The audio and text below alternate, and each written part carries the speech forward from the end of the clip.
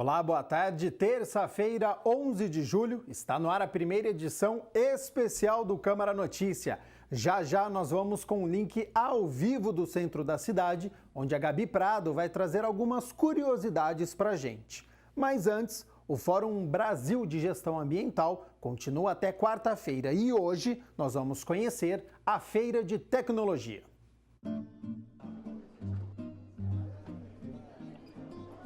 O grande desafio das empresas de iniciativa privada é superar a crise financeira com inovação tecnológica e, claro, tudo isso com a preservação do meio ambiente. Alguns destaques que a gente pode tá comentando aqui, presentes aqui na feira, são os veículos elétricos, né, apresentando ao mercado, então, veículos elétricos, né, de carros, vans, caminhões, ônibus elétricos, com uma grande novidade. Essas bolsas e sacolas foram feitas com garrafas PET. Na natureza, a decomposição do material é demorada, em média 100 anos.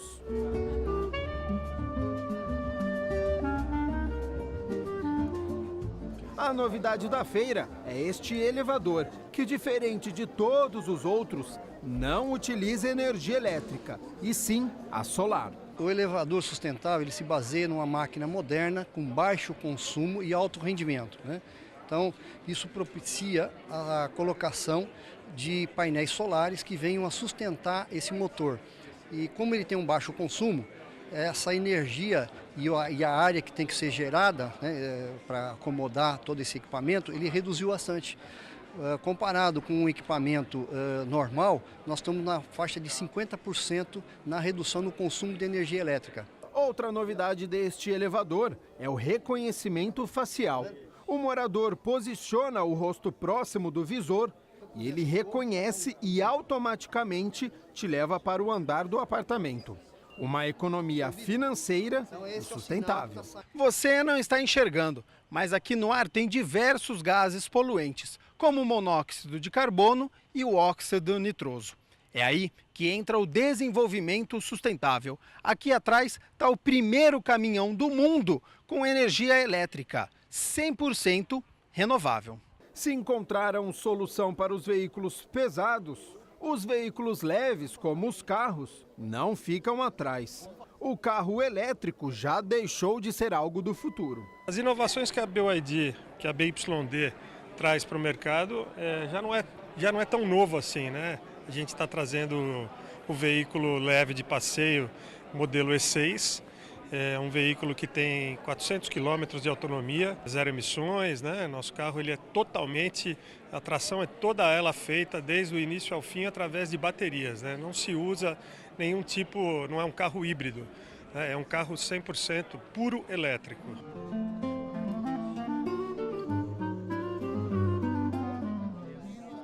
Só lembrando que o Fórum Brasil de Gestão Ambiental está na Expo Dom Pedro, que fica no shopping e vai até amanhã. A entrada é de graça. Vamos falar sobre emprego, é sempre bom, né? O Centro Público de Apoio ao Trabalhador de Campinas está com 86 vagas disponíveis, com salários entre R$ 937 a R$ 2.300. Há vagas para ajudante de açougueiro, ajudante de embalador, atendente de lojas de semijoias e acessórios, auxiliar de cozinha, auxiliar de logística. A vaga é exclusiva para pessoas com deficiência. Chefe administrativo para a rede de supermercado atacadista. Conferente de carga e descarga, exclusiva para pessoas com deficiência. Copeiro, cortador de roupas, costureira de máquinas industriais. Operador de telemarketing ativo, fazer vendas, pintor de automóveis e reparador de aparelhos eletrodomésticos, manutenção de máquinas de café. Para concorrer a uma das vagas, é necessário o comparecimento do candidato em uma das unidades para análise de perfil e cadastro com a seguinte documentação: RG, CPF, carteira de trabalho e o número do PIS. A unidade do centro fica na Avenida Campos Sales, número 427, no centro. A unidade do Ouro Verde, na Rua Armando Frederico Renganeschi, número 197, no Jardim Cristina.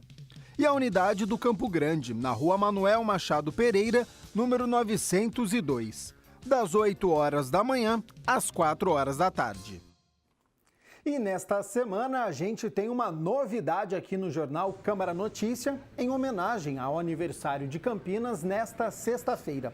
A partir de hoje, nossa equipe vai percorrer a cidade com o link para mostrar mais da nossa história. A Gabi hoje não está aqui no estúdio, mas está com a gente na região central. Boa tarde, Gabi. Muito movimento por aí?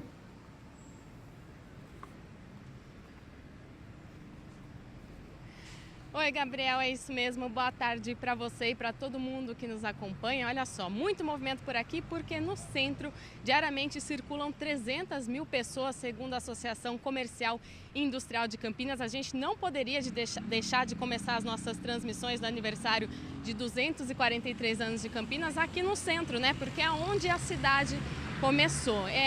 Essa região que eu falei que são 300 mil pessoas que circulam, estou falando da Estação Cultura, da Nova Rodoviária, Avenida Francisco Glicério, Avenida Andrade Neves. Aqui no centro, a gente tem a representação dos diversos ciclos econômicos e das fases de urbanização que a cidade passou. A gente sabe que aqui perto, eu estou aqui perto do Largo do Rosário, aqui perto tem o Palácio dos Azulejos, que hoje é a casa do Museu da Imagem e do Som, e aqui atrás tem o Largo do Rosário, né? Aqui já teve até uma igreja, a Igreja de Nossa Senhora do Rosário, que foi demolida em 1956. Bom, no lugar dessa igreja agora a gente tem o Largo, e nesse Largo a gente sabe que hoje se concentram grande parte das manifestações que acontecem na nossa cidade. Mas quando a gente fala de centro, é claro que a gente tem que falar de comércio. Eu vou apresentar para vocês um dos comerciantes mais tradicionais aqui da cidade, é o seu Ademir, que é proprietário da Banca do Alemão. Ele vai contar um pouco dessa história para a gente. Seu Ademir, como começou a banca aqui? Boa tarde para o senhor. Boa tarde. A banca começou em 51 com o meu pai, quando era o Prédio Velho. Prédio Velho em 51. Quando demoliu o prédio, nós viemos para Francisco Glicério. Já tinham demolido a igreja do Largo do Rosário. Agora faz 66 anos que vocês estão por aqui. O senhor deve ter presenciado muita coisa, muita história. Inclusive, o senhor estava me contando que presenciou o fim do bonde que circulou aqui no centro de Campinas até o fim da década de 60. Como é que foi essa festa aí do fim do bonde? Parece que teve até cantor. Veio o Francisco Petrônio cantar a Valsa das Saudades. Na última volta do bonde, o bonde estava cheio, inclusive eu estava junto na última volta.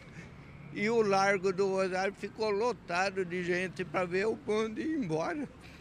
Agora, seu Ademir, o senhor que guarda tantas fotos de Campinas, né? Está aqui faz tanto tempo no centro. O que representa o centro da cidade para o senhor? Eu nasci em Campinas e amo Campinas. Eu gosto muito de Campinas, né? E é maravilhoso viver aqui no centro, conheço todo mundo, desço a Glicério, converso com um, converso com outro, então é uma alegria ter muita amizade. Para ser pobre, rico, que for, é meus amigos. Agora conta um segredinho aqui pra gente. O senhor tem uma banca de revistas, de jornais, né? Um comércio que a gente já não vê muito hoje em dia. Qual que é o segredo para se manter todos esses anos? A amizade conta aí? Amizade conta. Ainda é do meu pai. A banca, meu pai é vivo, tem 92 anos. O alemão legítimo. E o segredo é ter de tudo na banca, ter bom atendimento, conhecimento, e ter de tudo e ter o horário. Abrir às 5 da manhã e fechar às 11 da noite. Aí, tá certo. Esse é o seu Ademir, que é um dos 93 mil comerciantes aqui, nos 93 mil trabalhadores do comércio aqui da região central. Gabriel, gente como você, né, que nasceu aqui em Campinas, os campineiros de nascimento, desse 1.173.000 habitantes da nossa cidade, e gente como eu, que escolhi morar aqui, vim para cá para estudar, trabalhar e por aqui fiquei. E Campinas que aceita todo mundo, e já a Gabi volta com mais entrevistas. Vamos dar uma pausa nas notícias de Campinas para falar da Câmara Federal em Brasília. Ontem, o deputado Sérgio Sveiter, relator da denúncia contra o presidente Michel Temer, deu parecer favorável ao processo da Procuradoria Federal por corrupção passiva em uma sessão que foi tumultuada. A sessão começou tensa por vários requerimentos para a convocação de ministros do governo e também por causa da substituição de membros da comissão que irão votar o prosseguimento da denúncia. Só nesta segunda-feira foram substituídos 8 titulares da CCJ. O deputado delegado Valdir, do PR de Goiás, foi um deles. Eu soube agora pela imprensa que eu fui tirado da minha titularidade na Comissão de Constituição e Justiça. Eu sou titular há 2 anos e meio que estou no mandato. A oposição cobrou do presidente da CCJ a convocação do Procurador-Geral da República para dar equilíbrio ao processo, já que havia sido concedido tempo para a defesa do presidente. Rodrigo Pacheco não aceitou e nem foi preciso. O relator, deputado Sérgio Sveiter, foi contundente ao recomendar a continuidade do processo. Para o recebimento da denúncia, bastam os indícios suficientes da autoria e da materialidade. É preciso apurar acerca da gravação feita por Joelis de Batista, dono da JBS, que revela fatos graves e que teve o acordo de delação premiado homologado pelo Supremo Tribunal Federal. É preciso apurar o envolvimento do presidente Temer no suposto recebimento dos R$500 mil, com envolvimento e a posterior entrega da mala com valor acima referido. Outro indício. Tudo nos leva à conclusão de que, no mínimo, sólidos indícios existem da prática delituosa. O advogado Antônio Maris de Oliveira também foi enfático e condenou a peça acusatória.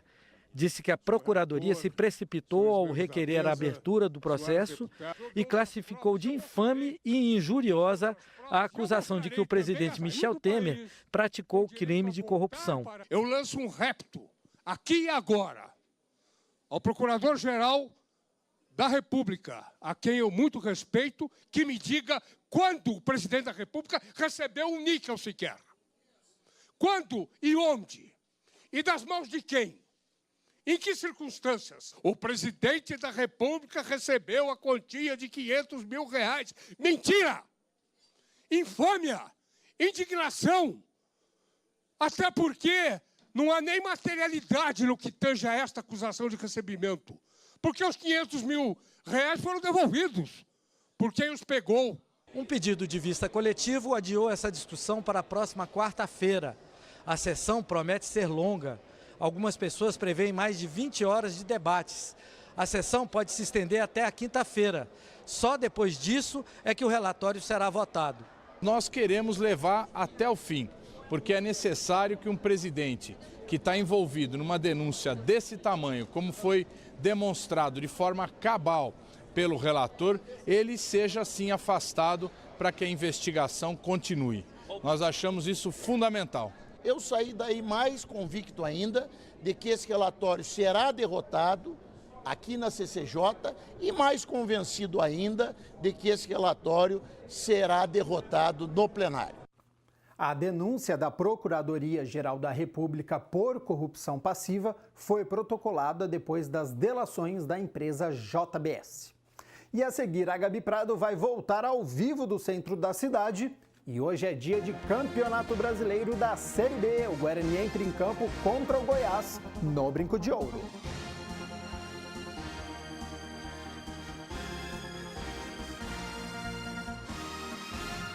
Novo ensino médio. O que vai mudar? Tudo bem? Olá, tudo bem? Sejam bem-vindos. Olá, vamos sentar.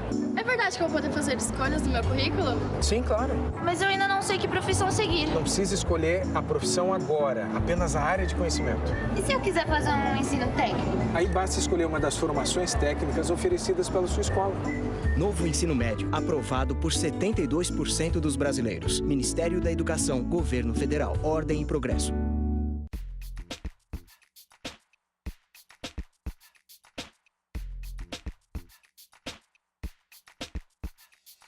Do verão, mas também do inverno. Esses são os dois períodos onde a gente tem uma incidência maior da conjuntivite. E nas conjuntivites, a gente fala da conjuntivite, a conjuntiva é uma membranazinha muito fininha que recobre o olho. Então toda essa parte branca que a gente tem dos olhos está coberta com conjuntivite. Toda vez que a conjuntiva fica avermelhada, a gente chama de conjuntivite.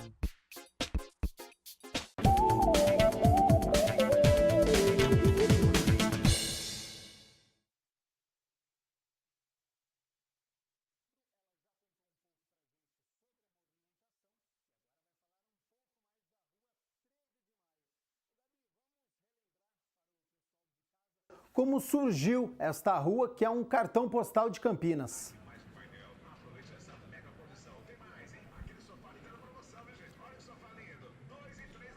Gabriel, olha só, a gente já deu uma circulada por aqui no centro e agora a gente está na 13 de maio.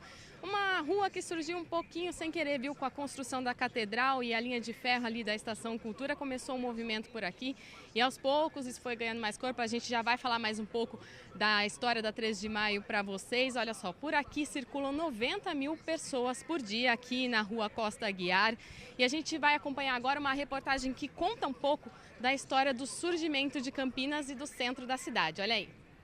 300 mil pessoas circulam na região central entre a estação ferroviária, Nova Rodoviária, 13 de maio e as avenidas Anchieta, Orozimbo e Andrade Neves. No fim do ano, próximo de datas comemorativas, esse número pode chegar a 400 mil pessoas. São 2.110 estabelecimentos comerciais, o que representa 30% da movimentação do comércio da cidade.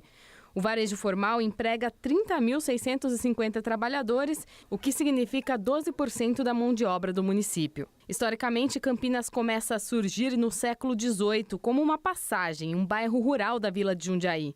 A formação deste pouso de tropeiros, chamada Campinas do Mato Grosso, se altera com a chegada de fazendeiros que buscavam terras para instalar lavouras de cana-de-açúcar e, por interesse do governo da capitania de São Paulo, o bairro foi nomeado Freguesia de Nossa Senhora da Conceição das Campinas do Mato Grosso em 1774. A cidade ainda foi chamada de Vila de São Carlos em 1797 e Cidade de Campinas em 1842. Época em que o café dominava a economia brasileira. Em 1872, com a instalação da Companhia Mogiana de Estradas de Ferro, começaram os primeiros bairros e a expansão do centro comercial. Com a crise cafeeira em 1930, Campinas começa a se tornar uma cidade mais industrial. Em 1938, o plano Prestes Maia reordenou a urbanização e Campinas passou a ter características econômicas mais parecidas com o presente e uma vida urbana mais intensa.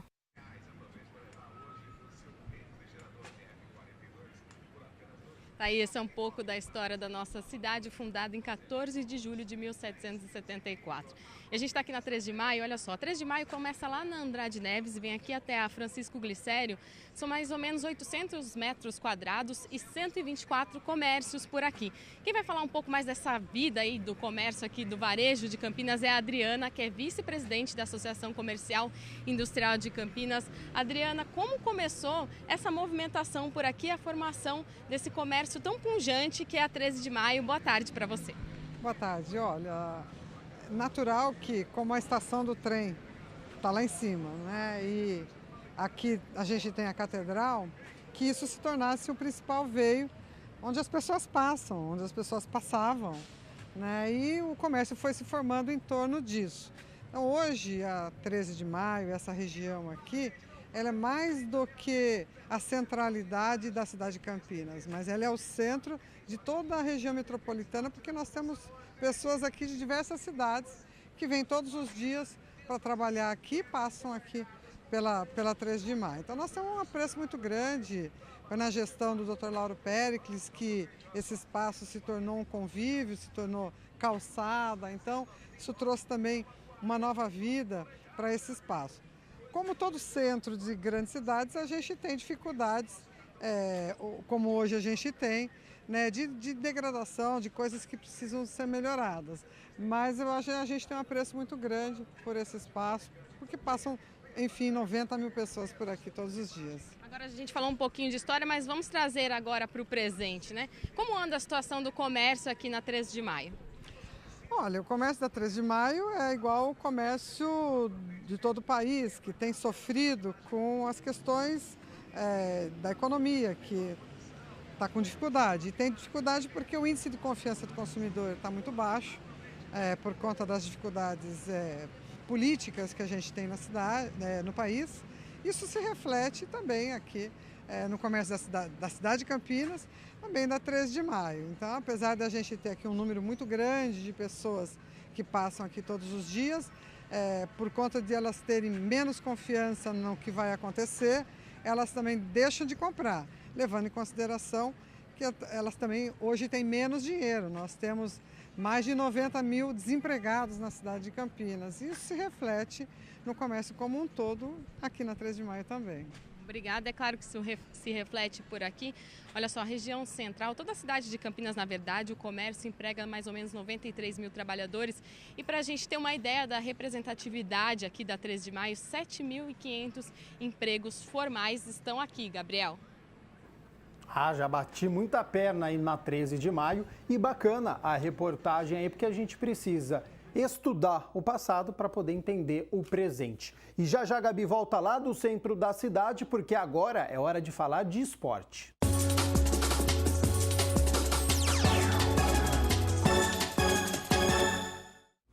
Hoje, às 8h30 da noite, o Guarani encara o Goiás disposto a se recuperar na competição.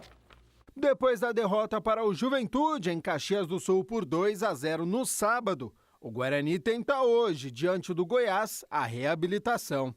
A equipe está na segunda posição com 22 pontos, 5 acima do quinto colocado, que é o Ceará. Para a partida de logo mais, contra os goianos, o técnico Oswaldo Alvarez vai ter que quebrar a cabeça, já que o atacante Eliandro segue fora com lesão na coxa. Rafael Silva ainda não foi nem inscrito. E Fernando Fumagalli sentiu uma pancada na coxa e é dúvida. Duelo muito parecido, de times verde e branco que começam com a letra G e para por aí.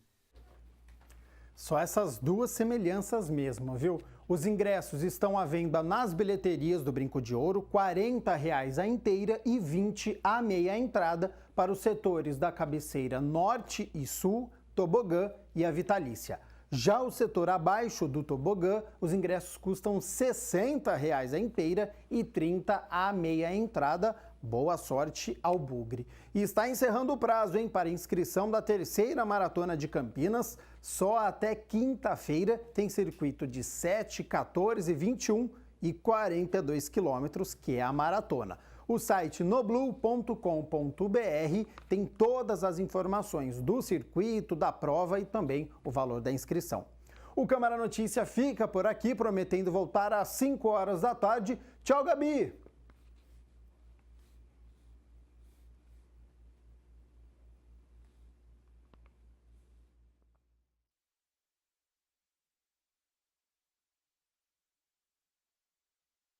Essa edição, um pouquinho mais da história da nossa cidade. É claro, a gente continua na segunda edição.